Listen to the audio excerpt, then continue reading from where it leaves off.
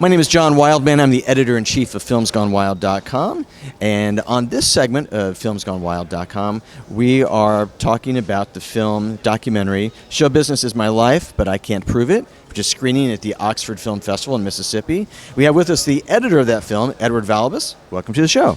Thank you for having me. Okay, we start this segment by having our filmmaker introduce the audience to the film. They have not seen it as yet.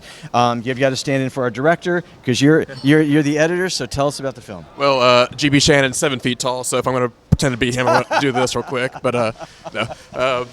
So, Show Business is My Life, But I Can't Prove It. It's a documentary about stand-up comedian Gary Muledeer. He's a stand-up comic for over 60 years in the business. He started out in working, with the open mic nights kind of in L.A. in the olden days, before even comedy clubs were a thing. He was one of the opening acts ever at the Comedy Store.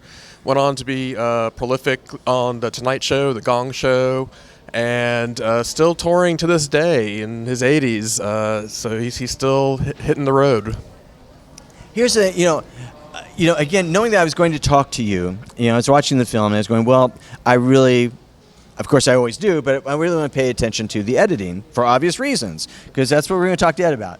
And I was really impressed by when you do a film on a subject like Gary, there's so much material.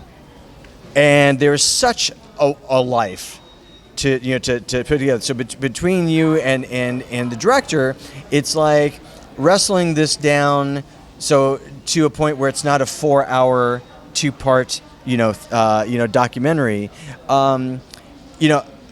Yes, he's hilarious, and so there's always going to be funny entertainment, but that's not really the point of the documentary. The point of the documentary is telling the story of his life. So I would love for you to talk just about the initial mapping out, of the film and the process you went through with that.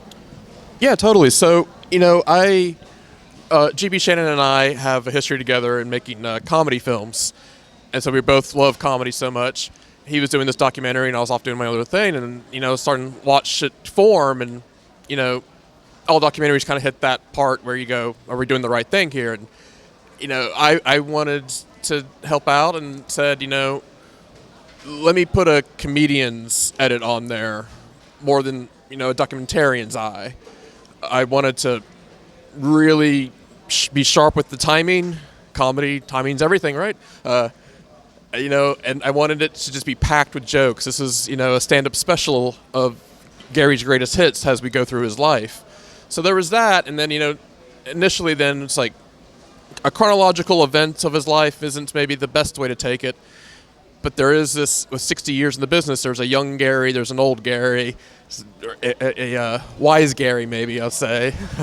So, the actions of young Gary have consequences for Gary later in life, and we can kind of cut back and forth between the times and lose the chronological order of things. So that was one take of it too. And then, the soul of a documentary should respect its subject, and when it's an entertainer, just make it entertaining. Right. So if people can laugh and be entertained with it, I think that that speaks to Gary's soul. Well, and there's also a thing, you go, again, exactly what you just said in terms of, well, it's not just hilarious greatest hits. Right, because that's like a VH1 special, right? Mm-hmm. But you have, whether it be his start, literally before the actual stand-up comedy boom, before there was actually the phrase stand-up comedy, to the debate of prop comedy, is that legit or not? Mm-hmm. To how drugs played a huge part in his life. And how hard are you going to hit that? Because again, it's not a behind the music special. Again, to call that in. So talk about. We always fear the assembly edit, because we look at the film whether it's narrative or documentary and you go, what happened to my beautiful film idea? Because I'm looking at the assembly and it's like, this wasn't what I intended. But that's then when you then do like this really hard work of going, well, do we want to put more focus on this? Or what have you. I would love for you to talk about that decision-making process, again, because, it could have been, his redemption story of coming back from from drug abuse. It could be a lighthearted thing with him and Carrot Top, eschewing the wonders of prop comedy versus not. It could be a historical document. It could have gone in very many different directions, but it came to the direction that you wound up with. Right. So yeah, with 60 years of material, one of the things we did with the people we interviewed, with David Letterman, with Steve Martin, who was roommates with Gary when they were first coming up, with Jay Leno and Conan O'Brien, and even to Alice Cooper, who's a major fan of comedy. They helped reflect on the different stages of comedy through the decades of how things happen, especially with the comedy boom, with improv and VHS and HBO coming up and things like that. So you have to reflect on the history of comedy too, especially for people unfamiliar with how it went. And taking a 3-act structure kind of in a narrative sense, which I had a background in, and applying that, you find Gary lived a life very much a lot of other comedians, greats of that time did, and they're not here to tell the story. They didn't make it out alive. Gary got a second chance and did. And so there is a redemptive arc there. And I think at the end of it all, it's really about, finding success and how you define that, because his contemporaries that came up with him are much more notable names and household names, and you see Steve Martin, and you see David Letterman, and you go, oh, I know those guys. But Gary's still doing it, and Gary's loving it. And as they say, everyone in the documentary says, Gary walks into the room, he brightens it up, and we love him. And nobody said no when we asked if we could interview them, because that's the reputation Gary had with them. And so Gary found success. Spoiler alert: Gary found success. In what he does, still touring, okay, still now doing we don't need to watch the movie, Ed. Yeah. Great, wonderful. It's a happy ending. I'm sorry, everybody. All right, the last question I have. Every director at some point talks about a moment where the editor saved their ass.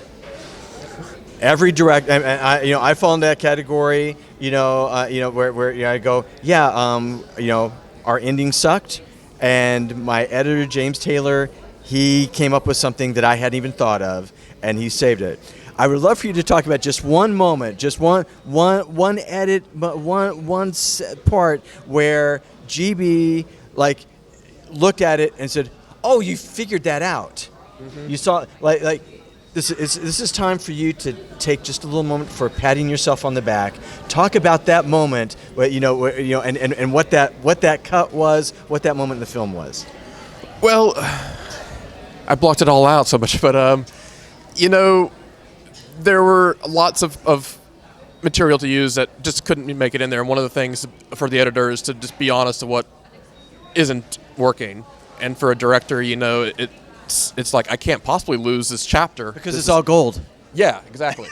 And, you just need somebody to really tell you that this is, no. I mean, if you want to keep this at a reasonable runtime, this is the part that's got to go. And then it starts making sense, and everything else seems a lot stronger now because of its absence, and you go, that's the way to do it. So there were some chapters that we trimmed and cut out.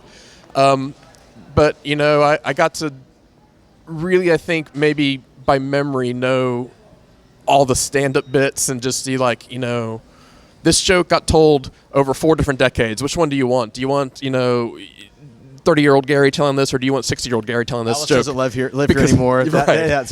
Yes. So there was that where I could really make a concentrate of comedy, and have a lot more jokes packed in throughout the timeline, and then also. Gary, he loves doing celebrity golf tournaments, and that's wonderful, and he's so happy about it. Everyone loves him. It's celebrity golf tournaments. I'm sorry. But, how do you get to this chapter? It's a third act kind of bit where it's like, and now golf, everybody. Gary Mule Deer at the tee. But we found how to make that, a fun little bit. And, a couple extra, people that popped in at the end there with Vince Gill and Paul Schaefer. And people just wanted to talk about Gary there. And it gives a little high note to it all, and you see Gary's golf swing, and it's It's as funny as his. It is his what it joke. is. Yes. Well, that's a great way to end this one. All right. Again, we've been talking about the film Show Business is My Life, but I Can't Prove It, the film about Gary Muledeer, and we've been speaking with the editor, Edward Valibus. It's been great talking to you. Yeah, thank you so much.